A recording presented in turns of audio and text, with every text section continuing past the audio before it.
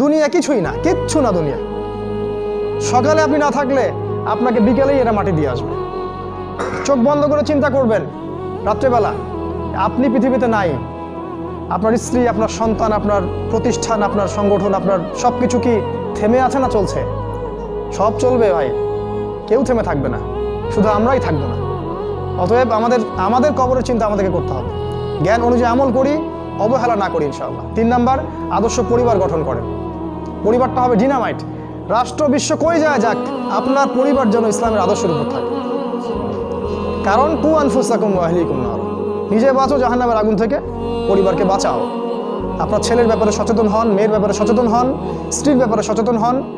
আপনার পরিবার, আপনার রক্তের সম্পর্ক, আত্মীয়, এদের মাঝে আপনি দিনের প্রচারটা করেন।